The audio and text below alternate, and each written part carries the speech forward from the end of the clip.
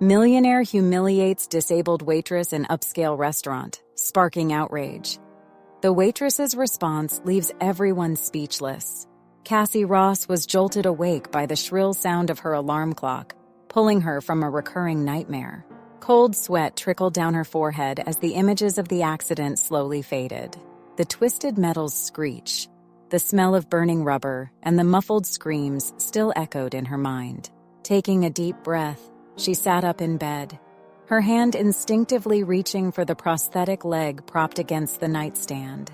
Another day, Cassie murmured to herself, attaching the prosthetic to her right leg with the ease born from years of practice. The metal's cold touch against her skin was a constant reminder of what she had lost and what she still struggled to overcome. At 25, Cassie bore the weight of the world on her shoulders. The mirror reflected a young woman with brown hair and determined, yet tired, green eyes. Deep circles under her eyes were silent witnesses to sleepless nights and exhausting days. Her uniform for Starlight, Manhattan's most elegant restaurant, hanging in the closet, reminded her of her current reality. As she got ready, Cassie couldn't help but glance at the photo of her parents on the dresser. The cracked glass of the frame was another painful reminder of that fateful night. "I miss you," she whispered, the pain of loss still fresh even after 7 years. Her fingers traced the smiling faces in the photo, a sad smile playing on her lips as she remembered happier times that now seemed so distant. The journey to Starlight was a daily test of perseverance. Every step on New York's busy sidewalks was a reminder of how much her life had changed. People rushed past, some casting curious glances at her leg, others looking away uncomfortably. Cassie had learned to ignore most of them, but occasionally, a whispered comment or a pitying look cut like a knife. "Hey, Cassie!" Tom, the doorman at Starlight, called out as she arrived. His warm smile was one of the few things that made her days bearable. "How are you today?" Cassie forced a smile, grateful for the familiarity. "Surviving, Tom, as always." "You're stronger than you think, girl," Tom replied, giving her an encouraging wink. "Show them what you're made of." In the locker room, Cassie met her colleague and friend, Sarah. Sarah's normally cheerful face was marred by concern, and Cassie's stomach sank, anticipating bad news. "Cassie, you won't believe this," Sarah said, her eyes wide with worry. "I overheard the managers talking. It looks like the restaurant might be sold." Cassie's heart sank. The news hit her like a punch to the stomach. "Sold? But they can't do that. This job is all I have." Her mind began racing, imagining increasingly worse scenarios. Without this job, how would she pay rent? How would she continue her studies? Sarah placed a comforting hand on Cassie's shoulder. "I know. And there's more. You received another letter from the university. It's at your station." With trembling hands, Cassie opened the envelope. Her eyes scanned the lines, panic growing with each word read. Her face paled as she comprehended the content. No, she murmured, collapsing onto a nearby bench, the crumpled letter in her hands. "What is it?" Sarah asked, her voice laden with concern. Cassie looked at her friend, tears in her eyes, her voice nearly failing. "They're going to cancel my scholarship. If I don't get the money by the end of the month, I'll lose everything." The reality of the situation hit her hard. Years of effort, sleepless nights studying, all the sacrifices she had made. It could all be in vain. Sarah hugged her, trying to offer some comfort. "Oh, Cassie, there must be something we can do. Maybe we can talk to the director, explain your situation?" Cassie shook her head, wiping away tears furiously. "You don't understand, Sarah. I've extended all the deadlines I could. This is my last chance." The sound of raised voices from the main hall interrupted the moment. Cassie quickly wiped away her tears and stood up, straightening her uniform with trembling hands. "Time to work," she said, forcing herself to straighten her shoulders. "I can't lose this job. Not now." Sarah watched her with concern. "Cassie, are you sure you're in any condition to work today?" Cassie nodded, her face a mask of determination. "I don't have a choice, do I? Every penny counts now." As Cassie left the locker room, she had no idea that her worst nightmare was about to become reality. The day that had started badly was about to turn into a waking nightmare, one that would test every fiber of her being and force her to confront not just her past, but also her uncertain future. The buzz at Starlight reached a new crescendo as Olivia Rothschild made her triumphant entrance. The sound of her designer heels echoed on the marble floor, heralding her arrival even before she was seen. The air seemed to thicken, laden with tension and anticipation. Cassie, busy cleaning a table near the entrance, froze upon recognizing that authoritative voice. It was a voice she had heard only once before, 7 years ago, in a packed courtroom. Slowly, she turned around, her heart racing, a buzzing in her ears muffling the sounds around her. There she was. Olivia Rothschild, CEO of the company responsible for the accident that had devastated Cassie's life. Tall, impeccably dressed in a Chanel suit, diamonds twinkling on her fingers and ears, Olivia was the epitome of power and arrogance. Her platinum blonde hair was pulled back into a severe bun, highlighting her sharp features and calculating gaze. "Charles, darling," Olivia exclaimed, air-kissing near the cheeks of the restaurant manager. Her smile didn't reach her cold eyes. "I'm so thrilled to celebrate our latest acquisition. Starlight will be a perfect gem in the Rothschild Industries portfolio." Cassie's stomach churned. So the rumors were true. The restaurant had been sold, and to the last person in the world she wanted to see as her boss. Her hands trembled as she tried to continue her work, praying to go unnoticed. "Miss Rothschild?" Charles responded, visibly nervous, beads of sweat forming on his forehead. "Your table is ready. Right this way, please." As the group passed, Cassie lowered her head, her whole body tense as if bracing for a blow. But fate had other plans. "You there!" Olivia snapped her fingers in Cassie's direction, the sound cutting through the air like a whip. "Bring me a glass of champagne. Dom Perignon, nothing less." Cassie took a deep breath, forcing herself to move. Each step towards the bar was a battle against the urge to flee, to hide, to disappear. The sound of her prosthetic, usually imperceptible, seemed deafening to her at that moment. "Hey," whispered Jake the chef as Cassie reached the bar. His brown eyes were full of concern. "Are you okay? You look like you've seen a ghost." Cassie shook her head, unable to speak. Her hands trembled as she picked up the champagne glass, the cold crystal against her warm, clammy skin. Back at Olivia's table, Cassie overheard snippets of conversation that made her blood run cold. Olivia spoke loudly, unconcerned with who might hear, her voice dripping with arrogance and disdain. "And with the closing of that obsolete factory, our profits will skyrocket." Olivia laughed, raising her glass in a morbid toast. "Who cares about a few hundred unemployed when we have millions to earn? That's how business is done, my dears." The glass in Cassie's hand wobbled dangerously. Closed factory? Hundreds unemployed? Her mind raced to her younger brother, who worked at a local factory. Could it be? "Careful there, waitress," Olivia said, her icy blue eyes finally focusing on Cassie. They swept over Cassie from top to bottom, assessing her as if she were defective merchandise. "That champagne costs more than you probably make in a month. It would be a shame to waste it, wouldn't it?" Cassie felt Olivia's gaze linger on her leg. A cruel smile formed on the executive's blood-red lips. "Well, well," Olivia murmured, leaning forward, her expensive perfume invading Cassie's nostrils. "How interesting. Tell me, dear, does your condition..." Interfere with your work? It must be difficult balancing trays on one leg, isn't it? The room seemed to fall silent.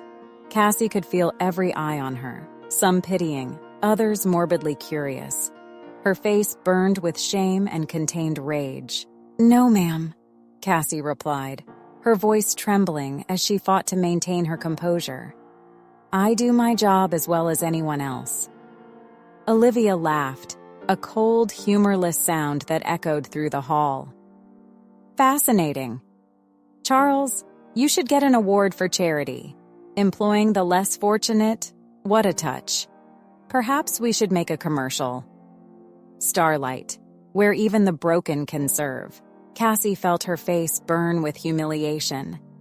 She wanted to scream, to throw the champagne in Olivia's perfectly made-up face. She wanted to tell everyone there who Olivia Rothschild really was and what her company had done. But the fear of losing her job, of losing everything, kept her paralyzed. "May I bring anything else, ma'am?" Cassie asked, her voice almost a whisper, her knuckles white from gripping the tray too hard. "No, that will be all." Olivia dismissed her with a disdainful wave of her ring-covered hand. "You can limp back to your corner now. Oh, and dear," she added, her smile widening cruelly, "try not to trip on the way. I would hate to see you fall again." The words struck Cassie like a slap. The insinuation was clear, cruel, and deliberate. Olivia knew exactly who she was. Cassie stepped back, the laughter from Olivia's table echoing in her ears like knives. She barely made it to the kitchen before the first tears fell, hot and bitter, streaming down her cheeks. "Cassie?" Jake's concerned voice sounded behind her. "What happened out there? You're shaking." She turned, finding the compassionate gaze of the chef. Jake had always been kind to her, one of the few bright spots in her gloomy days at Starlight. "Jake, I can't do this. That woman, she..." Before she could finish, the sound of breaking glass came from the hall, followed by furious shouts that sliced through the air like a razor. "Incompetent!" Olivia's voice boomed, laden with fury. "Do you have any idea how much this dress costs? It's more than you'd make in a lifetime of work in this miserable place." Cassie and Jake rushed back to the hall, only to see a scene of chaos. Olivia stood, champagne dripping down her designer dress, her face twisted in a mask of rage. A young waiter, barely older than a teenager, trembled before her, looking small and frightened in the face of Olivia's fury. "I'm so sorry, ma'am," the waiter stammered, his voice barely above a whisper. "It was an accident. I didn't mean to. Please, I can't lose this job. My family depends on me." "You're fired!" Olivia shouted, her voice echoing through the now silent hall. She turned to Charles, who looked ready to faint. "Fire him now, or I'll sue this establishment into bankruptcy. You have no idea who you're dealing with." Cassie looked at the young waiter, recognizing the fear in his eyes. It was the same fear she felt, the same desperation. In that moment, something inside her broke. Years of repressed anger, silenced injustice, unrecognized pain, all came flooding out. "Enough!" Cassie murmured, stepping forward. All eyes turned to her, the silence in the hall so dense you could hear a pin drop. "What did you say?"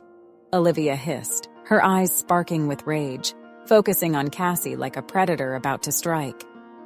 Cassie took a deep breath, lifting her chin. The fear was still there, making her heart race. But now there was something else. Determination. "I said enough, Mrs. Rothschild. It's time someone told you some truths." The silence that followed was deafening. The customers, the staff, everyone seemed to hold their breath, waiting to see what would happen next. Olivia, for a moment, seemed stunned by Cassie's audacity. "How dare you speak to me that way?" Olivia quickly recovered, her voice low and dangerous. "Do you have any idea who I am?" Cassie took another step forward, ignoring Charles's pleading look. I know exactly who you are, Mrs. Rothschild, and that's why I can't stay silent. She turned to the young waiter, still trembling. Go back to the kitchen. You're not losing your job today. The waiter hesitated for a moment, but a reassuring nod from Jake made him move. This is unacceptable, Olivia shouted, her face turning red with rage. Charles, fire this girl immediately! Charles stepped forward, stammering. Miss Ross, please don't do this. Think about your job. Cassie shook her head, a sad smile on her lips. Sorry, Mr. Charles, but there are things more important than a job. She turned to Olivia. You remember me, don't you? 7 years ago, New York courthouse. I was there when your company was acquitted for lack of evidence. Olivia's eyes narrowed, a flicker of recognition passing through them. Ah, yes, the accident girl. I see you managed to get up.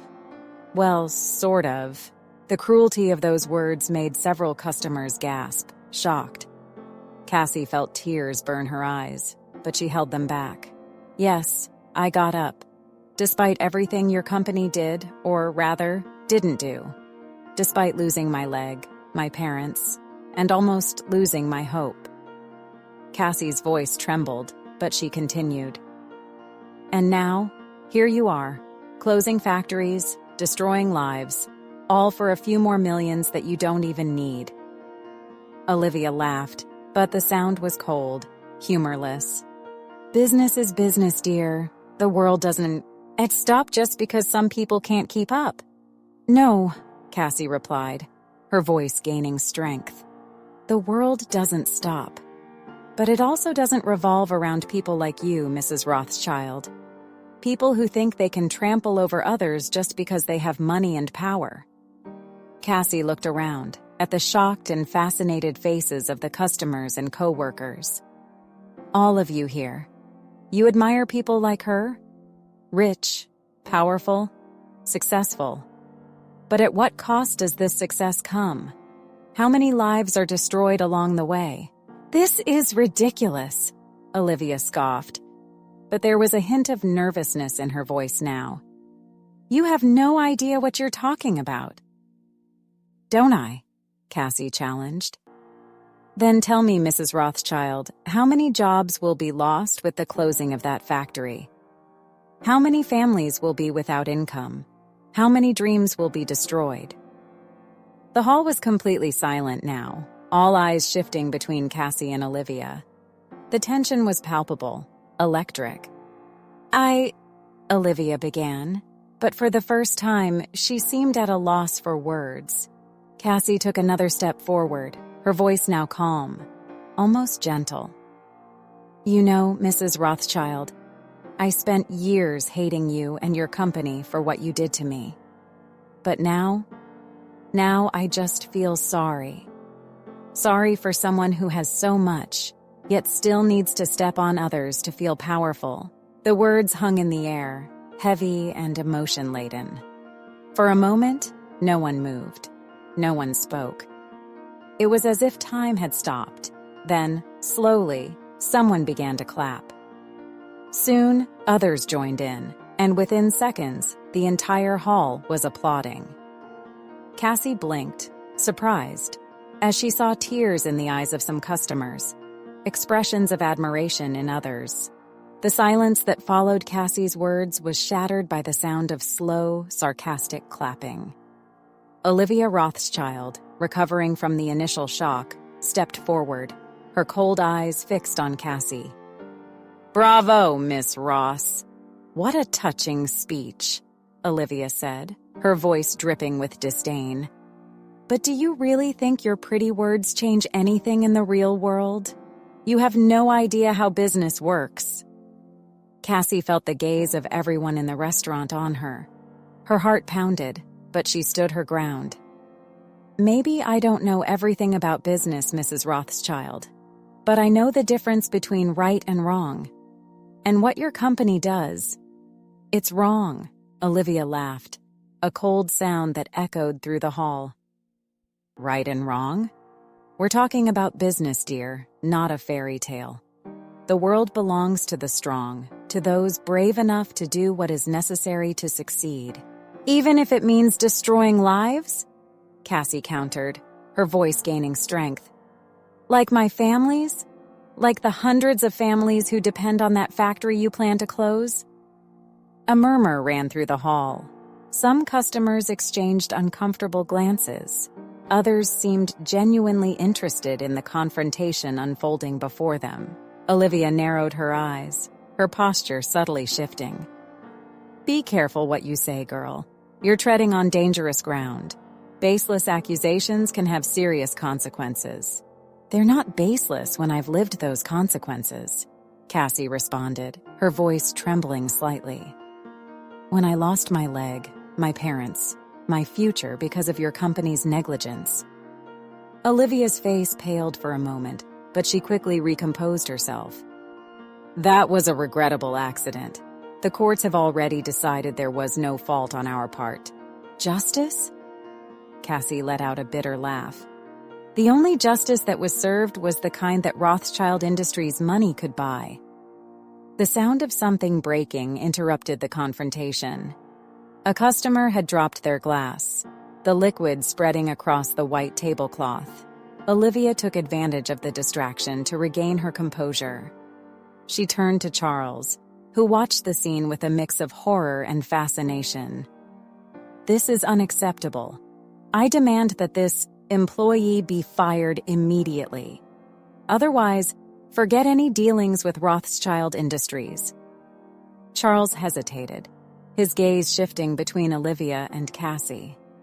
The entire restaurant seemed to hold its breath, waiting for his decision. It was at that moment that Jake stepped forward, positioning himself next to Cassie. If Cassie goes, I go too, he declared, his voice firm. And me? Said Sarah, joining them. One by one, other employees approached, forming a small group around Cassie. The gesture of solidarity seemed to catch Olivia off guard. Charles cleared his throat, adjusting his tie nervously. Mrs. Rothschild, perhaps we can discuss this privately. I'm sure we can come to an arrangement that— There's nothing to discuss, Olivia interrupted, her voice cutting. She grabbed her purse, casting an icy glance at Cassie. You have no idea what you've just done, girl. This won't end here. With those words, Olivia headed for the exit, the sound of her heels echoing through the silent hall. The door closed behind her with a dull thud, leaving a vacuum of tension in the air. For a few seconds, no one moved. Then, slowly, the buzz of conversations began to fill the room again. Some customers clapped discreetly, others seemed uncomfortable with the scene they had just witnessed. Cassie felt her legs weaken, the adrenaline from the confrontation starting to ebb. Jake held her arm, guiding her gently to a chair. Are you okay? He asked, concern evident in his eyes. Cassie nodded, still dazed by what had just happened. I don't know what came over me. I just couldn't stay silent. Sarah approached, offering a glass of water. You were incredible, Cassie. Scary, but incredible. Charles joined the group, his face a mask of concern. Miss Ross, well, that was quite unexpected. Cassie looked at him, bracing for the worst. I understand if you need to fire me, Mr. Charles. I've put the restaurant in a difficult position and— Charles raised his hand, interrupting her. I won't lie, the situation is complicated. But what you did? Well, let's just say it made me think about a lot of things. He paused, looking around at the employees gathered. I think we all have a lot to discuss. For now, back to work. Cassie, I would like to talk to you in my office tomorrow. As Charles walked away, Cassie exchanged glances with Jake and Sarah. The reality of what had happened was beginning to settle. What have I done? She murmured, the magnitude of her actions finally hitting her. Jake squeezed her shoulder gently. You did what many wish they had the courage to do. Now, let's face whatever comes together. Cassie nodded, grateful for the support. As she stood up to return to work, she couldn't help but notice the looks from the customers. Some were admiring, others curious, and some seemed evaluative, as if they were seeing Cassie for the first time. The rest of the night passed in a blur of activity. Cassie worked mechanically, her mind replaying the confrontation with Olivia over and over. Each time the restaurant door opened, she tensed, half expecting Olivia to return with lawyers or the police. When she finally arrived home, Cassie collapsed onto her bed, physically and emotionally exhausted. Her phone vibrated with a message from Jake. "You were incredible today. No matter what happens, we're with you. Rest up, tomorrow is a new day." Cassie smiled weakly, grateful for the support. But as sleep enveloped her, she couldn't help but wonder, what would tomorrow bring? And what consequences would her bravery have, not just for her, but for everyone around her? With these turbulent thoughts, Cassie finally fell asleep, unaware that her actions that night had set in motion events that would change not just her life, but the lives of many others. The morning after the confrontation with Olivia Rothschild, Cassie entered Starlight with her heart in her throat. The silence that fell over the restaurant as she passed through the door was deafening. "Cassie!" Sarah ran up to her, giving her a tight hug. "You won't believe what's happening." Before Cassie could ask, Charles emerged from his office. "Miss Ross, a word, please." In the office, Charles looked tired, but there was a different sparkle in his eyes. "Cassie, what happened yesterday?" "Well, let's just say it caused more than a little stir." He slid a tablet across the table. On the screen, a video of the confrontation with Olivia was going viral on social media. Comments supporting Cassie flooded the comments section. "Apparently, we've become the talk of the town," Charles continued. "Reservations have tripled, but..." Cassie felt her stomach sink. "But..." "Rothschild Industries is threatening to sue. Olivia is claiming defamation." Cassie closed her eyes, the reality of the situation hitting her hard. "I'm so sorry, Mr. Charles. I never meant to cause trouble for the restaurant." To her surprise, Charles smiled slightly. "Trouble? Cassie, you may have saved this place. And more importantly, you've reminded us why we got into this business in the first place. To serve people, not profits." Leaving the office, Cassie was greeted by a round of applause from her colleagues. Jake approached, holding a newspaper. "You need to see this," he said, pointing to a headline. "Local factory closes. Hundreds lose jobs." Cassie read the article, her heart heavy. The factory Olivia had mentioned was real, and the impact was devastating. "My brother worked there," a voice said. Cassie turned to see Marco, one of the waiters, with tears in his eyes. "Thank you for saying something. Someone needed to." Throughout the day, customers came in not just to eat, but to express their support. Some shared their own stories of corporate injustice. At the end of the shift, exhausted but determined, Cassie knew this was just the beginning. What had started as a moment of courage had transformed into something bigger. As she was closing the restaurant, her phone vibrated with a message from an unknown number. "Impressive what you've done. We can help each other. Meet me tomorrow." Cassie stared at the message, a mix of apprehension and curiosity forming. Who could it be? And what would this mean for her fight against Rothschild Industries? Emily arrived at the designated spot, a small cafe a few blocks from Starlight. Her heart raced, uncertain of what to expect. The aroma of freshly brewed coffee filled the air, but did little to calm her nerves. Her eyes scanned the place, looking for someone who might be her mysterious contact. Sitting in a discreet corner, a middle-aged woman waved at her. Emily hesitated for a moment, then took a deep breath and approached. "Emily Parker?" The woman extended her hand, her grip firm and professional. "I'm Rebecca Winters, former attorney for Rothschild Industries." Emily sat down, surprised. Former attorney? Rebecca smiled sadly, lines of worry marking her face. Let's just say I had my own ethical awakening. Your confrontation with Olivia, well, it was the last straw. Emily studied Rebecca intently. There was tension in her shoulders, fatigue in her eyes that spoke of sleepless nights and tough decisions. Why did you want to meet me?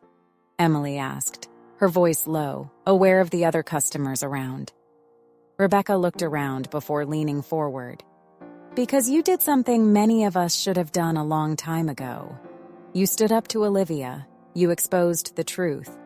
And now we have a chance to do something about it.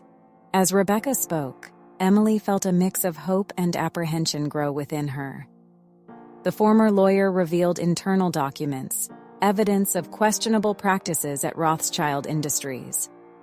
Each word was like a knife, stirring painful memories Emily had fought to bury.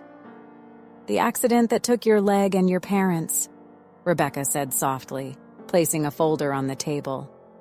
It wasn't the first, nor the last. The company has a history of cutting corners on safety.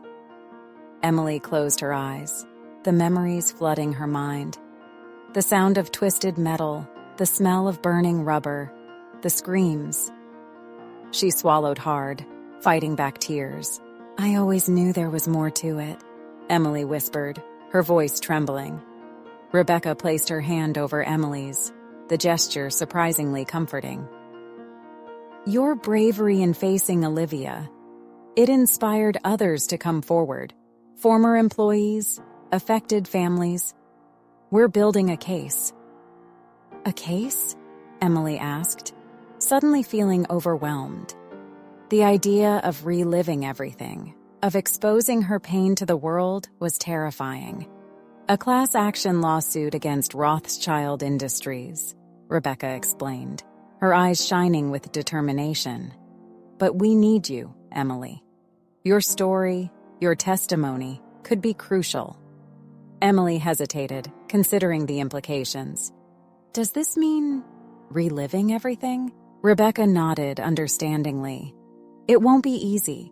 There will be depositions, possibly a trial. You'll have to tell your story, face Olivia again. But think of the lives we can change, the families we can help. Silence fell between them, heavy with the weight of the decision. Emily looked out the cafe window, watching people pass by, oblivious to the drama unfolding inside. How many of them, she wondered, also carried invisible wounds caused by corporate greed? Tell me more, Emily finally said, turning back to Rebecca. About the other cases, the other families. Rebecca opened the folder, spreading photos and documents across the table. Emily saw faces, names, stories of lives destroyed by negligence. Each case was a stab to the heart, a reminder that her tragedy was not unique. This is Michael Thompson. Rebecca pointed to a photo of a smiling man. Lost his arm in a factory accident. The company claimed he didn't follow safety protocols, but in reality, the equipment was faulty. Emily felt a surge of anger rise within her. And they got away with it? Rebecca nodded grimly. Confidential settlements, bribes, intimidation. Rothschild has many tricks up its sleeve. As they talked, Emily shared more about the accident, details she had deeply buried. The sound of failing brakes, her mother's scream, the devastating impact. Rebecca listened intently, occasionally making notes, her eyes glistening with unshed tears. Emily, Rebecca said finally, her voice laden with emotion. What Rothschild did, it's more than negligence. It's criminal. With your help, we can not only win compensation for the victims, but also force real changes in the industry. Emily took a deep breath, feeling the weight of the decision. Participating would mean exposing herself, reliving traumas, possibly facing retaliation. But it was also a chance to seek justice, not just for herself, but for everyone affected by Rothschild's practices. If I do this, Emily said slowly, her voice gaining strength, I want assurances that the factory workers will also be helped. It's not just about the past, it's about the future too. Rebecca smiled, a genuine smile that lit up her tired face. That's exactly the attitude we need. Together, we can make a difference. Emily extended her hand, picking up one of the photos. It was of a family, smiles frozen in time, unaware of the tragedy awaiting them. She traced the faces with her finger, feeling a deep connection to these people she had never met. Okay, Emily said, her voice low but firm. I'll do it. For them, for me, for everyone Rothschild has hurt. Rebecca squeezed Emily's hand, gratitude evident in her eyes. It won't be easy, Emily. Olivia and Rothschild will fight tooth and nail. They have resources, power, influence. Emily nodded, a fierce determination taking hold of her. And we have the truth. And I believe that, in the end, that will be more powerful than any money or connections they have. The two women spent the next hours discussing strategies, reviewing documents, preparing for the battle ahead.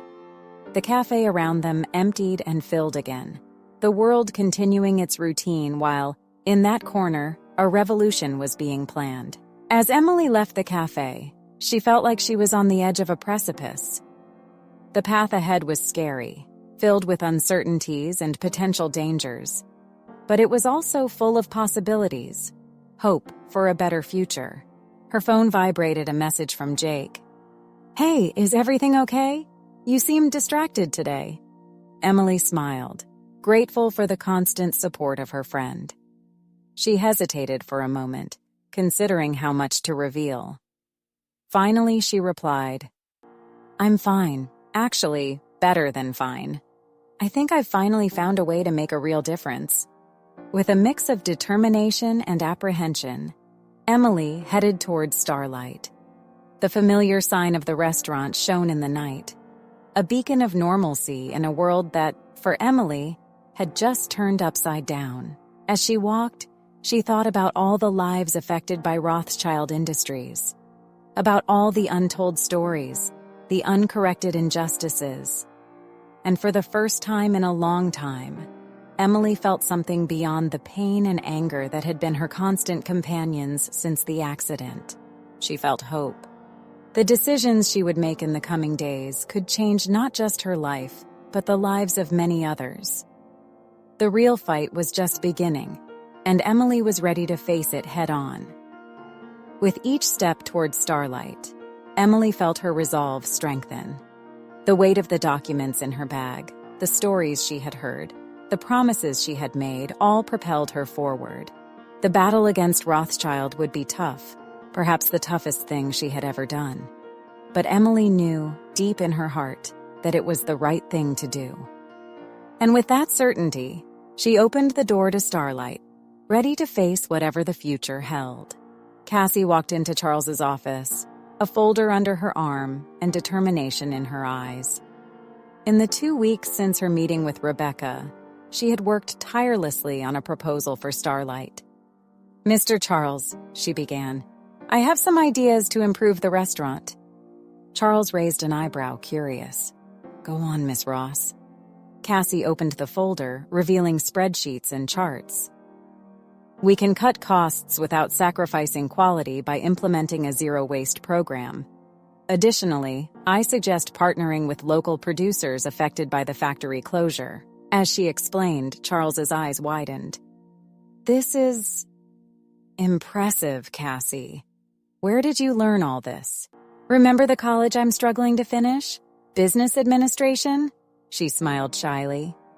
Charles was about to respond when his phone rang. His expression changed as he answered. Mrs. Rothschild, what a surprise. Cassie froze. Olivia's furious voice was audible on the other end. Charles, I'm on my way. This nonsense ends today. When the call ended, Charles looked pale.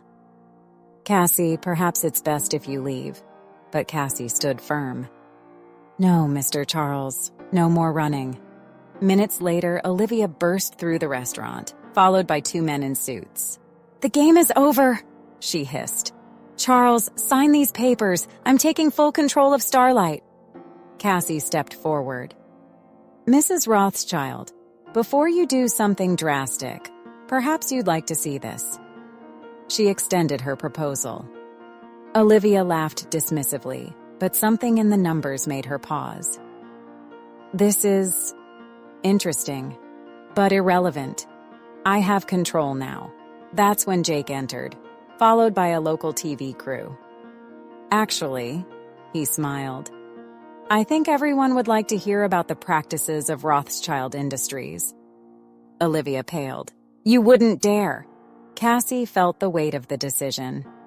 Exposing Olivia live could ensure justice, but might also destroy the lives of innocent employees at the company.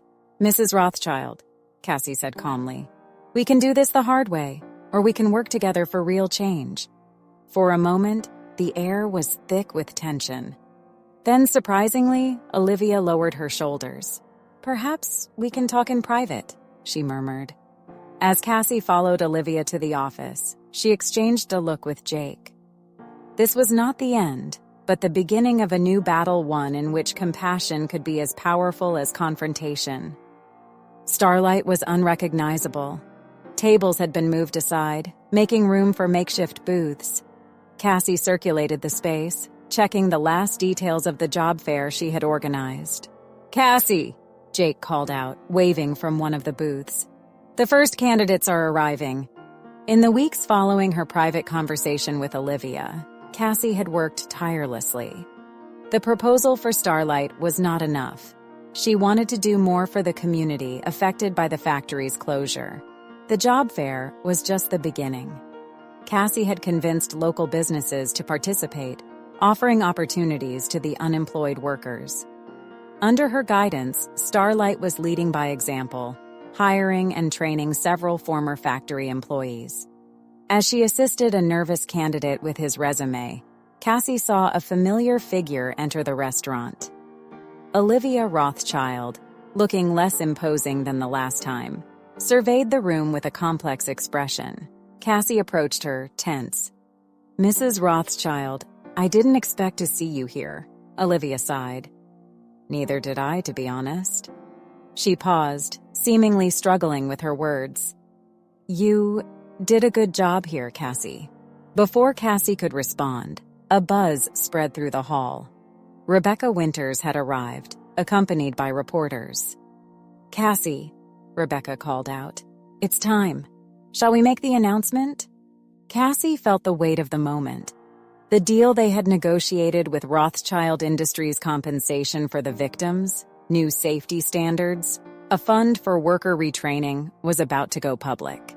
Looking at Olivia, Cassie saw not an enemy, but someone who, perhaps for the first time, was facing the consequences of her actions. "Mrs. Rothschild," Cassie said softly, "would you like to join us for the announcement?" Olivia appeared surprised, but nodded slowly. As they walked together to the makeshift stage, Cassie reflected on her journey. From despair to hope, from anger to understanding. She had learned that true change comes not only from confrontation, but also from collaboration. Taking a deep breath, Cassie stepped onto the stage, ready to announce not just a victory, but the beginning of a new era of corporate responsibility and community support. A year had passed since the job fair at Starlight. Cassie, dressed in an elegant suit, observed the crowded restaurant with a smile of satisfaction.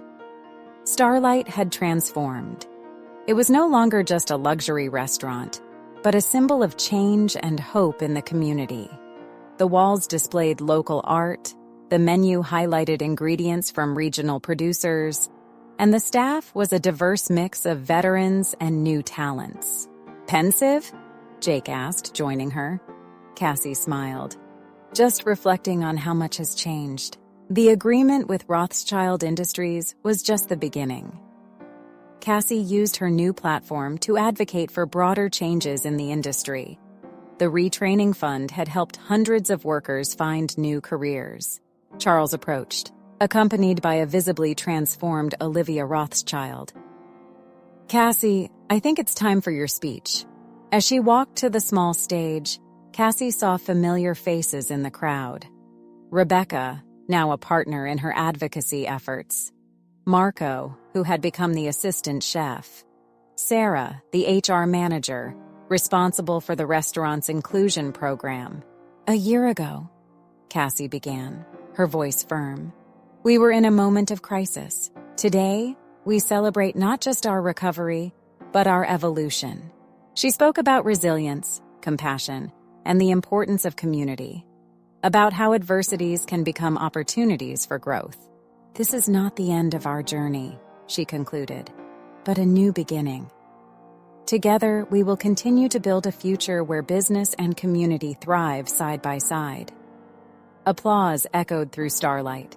Cassie stepped down from the stage, feeling grateful and determined. She knew new challenges would come, but now she had the confidence and support to face them.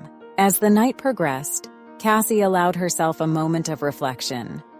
Her journey had been tough, but each obstacle had made her stronger. The future, once uncertain, now shone with possibilities. We've reached the end of this thrilling journey, but the adventure doesn't have to stop here. If you were intrigued by this story, don't miss the chance to join our community of storytellers and story lovers. Subscribe to the channel now so you don't miss any new narratives.